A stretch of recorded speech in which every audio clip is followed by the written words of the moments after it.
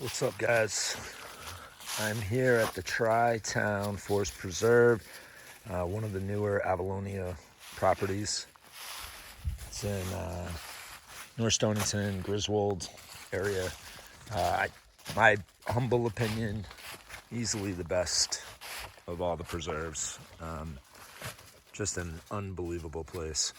I'll probably do multiple videos from here during the semester. Just real quick, little note. I noticed this is different from last time. I haven't seen this since last time I was here. Noticing damage to the stonework here, the walls, the cairns, foundations. Like, there's a lot going on in these woods, in this preserve. This place is ridiculous. So, I mean, it's too much for me to make a video on the entire property. Like, I'm not good enough with using, come on, Eddie, with using the recordings, on my phone just yet. So, where I could, kind of chop it up, kind of edit it. I don't know. I'm gonna try to work at that, but I'm gonna use this as an opportunity just to introduce you to the Tri-Town Preserve. It's really a great place. It's massive. If you were to do the full loop here, there are multiple loops, but if you were to do the full loop, it's just over 5 miles. There are other smaller loops that can be done here. There's tremendous elevation change in this preserve. There are numerous colonial era and Native American artifacts in this area. There are native burial grounds here. There are colonial era foundations, like stuff dating back to the early 1700s. It's truly remarkable. It's a really, really cool place to come to. One of the things I really like about this preserve is how much the elevation changes. It's crazy. I mean, you get going in this place, and I mean, you do some work, man. You do some hiking, you'll get a lot of elevation change. The topography is crazy. I would say this is probably one of the more I don't know how to put it. It's not mountainous, but just kind of more than a hill.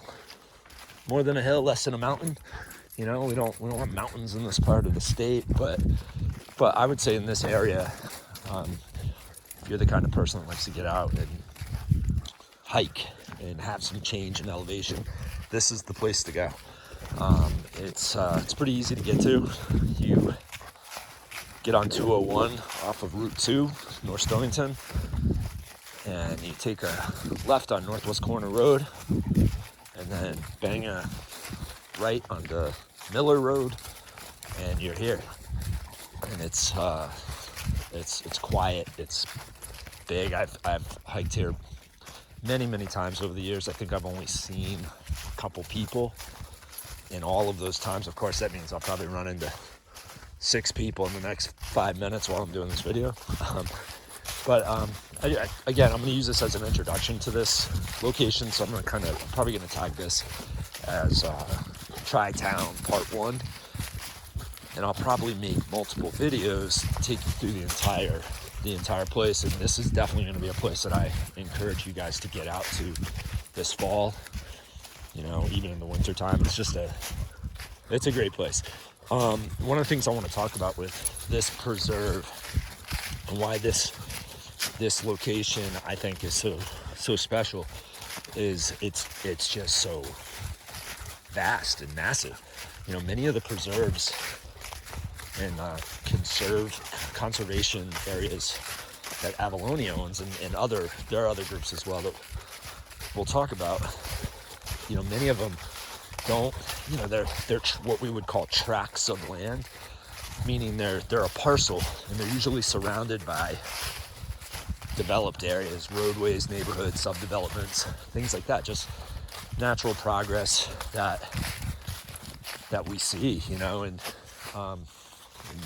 the civilized world, or however you want to look at it. And this place has made it through. You know, it's protected.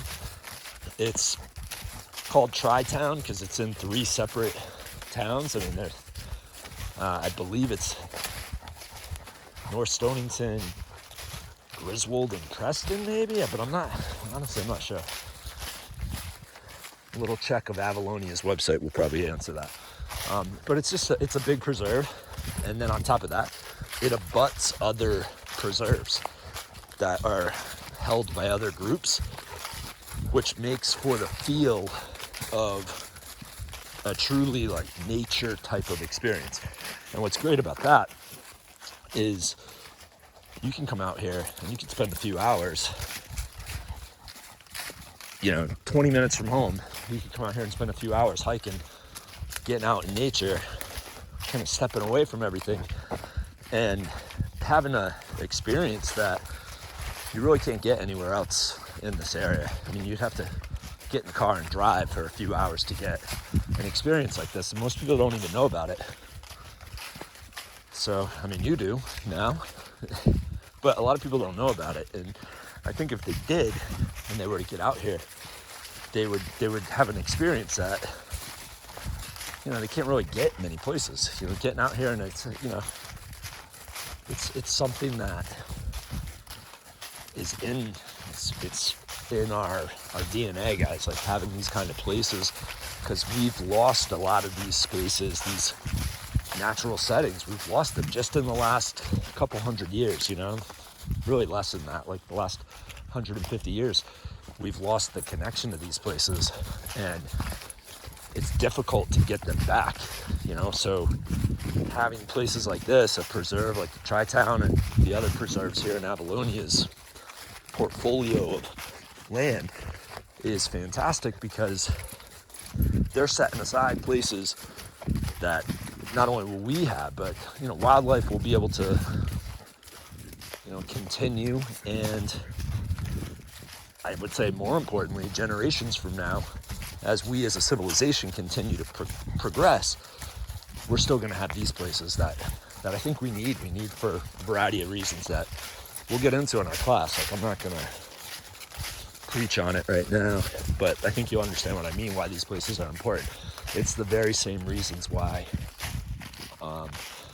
our national park system is so important, for preserving areas of land, like Yosemite or Yellowstone, Glacier National Park, places like that, but also for preserving our history so we don't lose it.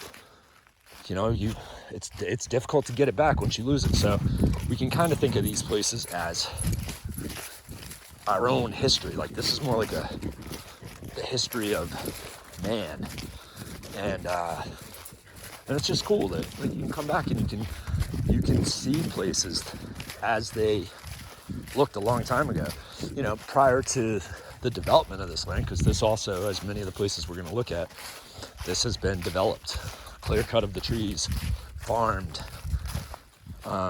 It was once native land.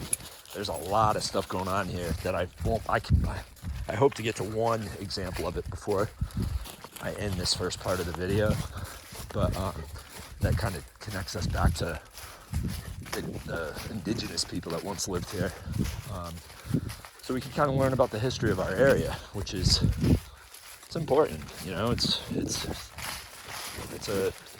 kind of humbles an individual when you can see that, in fact, there are others that were here before us, and there will be others that come after us. So, one of the things we want to do is recognize that and embrace it, and, become just, if nothing else, more aware of it. So I do hope to get to a Karen. I'm coming up on the 10-minute mark, which I'm going to try to keep these videos to 10 minutes or less. Thought I could get there a little quicker, but I will be there momentarily. So this, just on the whole topic of Karen's markers, back here, there are several different areas where there are a lot of Karens that are markers of you know, they're one of two things usually. They're either just a pile of rocks that a farmer piled up long ago, or they're, you know, they're something more than that. You know, there's, here we go, little video, or a little note on the roadways back here. Kind of interesting. So cairns are either an example of, you know, a farmer making a pile of rocks as they clear the land, or oftentimes it's the case they're locations of where native people here in the Northeast would use as burial locations, or, you know, kind of returning the deceased to nature. So we'll talk about that, and there's something we're going to do with that connects to that Hoffman Evergreen Preserve. But I'm going to show you a couple examples of that, actually.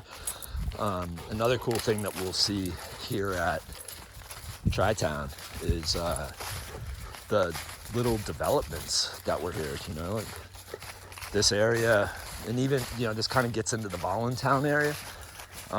What's kind of cool is Voluntown was actually a town set aside for volunteers in the Prince Philip War back in the late 1600s. They actually set up, you know, when we were a colony, they actually set up a town for the volunteers that went and fought in the war. And they gave them little pieces of land, sort of incentivized their participation in that conflict, and they gave them some land, and it encouraged people to join. It's kind of like now we have incentives, you know, the GI Bill, stuff like that, to kind of promote our military, you know, to more people who maybe aren't sure if that's exactly what they want to do. And, you know, that's a great thing. So there's elements of that here. To get to the point, you know, these little settlements where people would be given a parcel of land, they would farm it, you know, have their family there, and that land was passed on from generation to generation.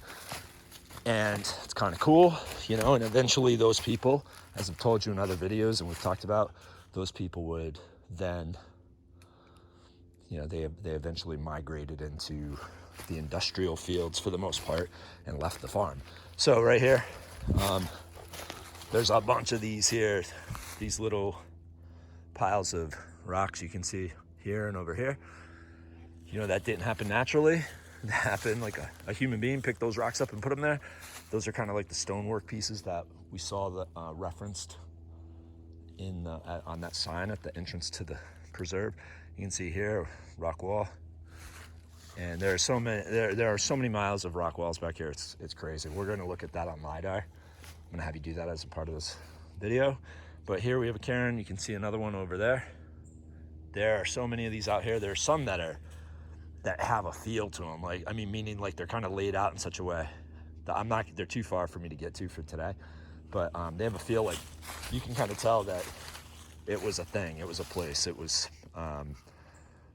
you know, perhaps native. I'm not positive on that. I am going to take you to one of those that's in the Hoffman Evergreen Preserve and at another time.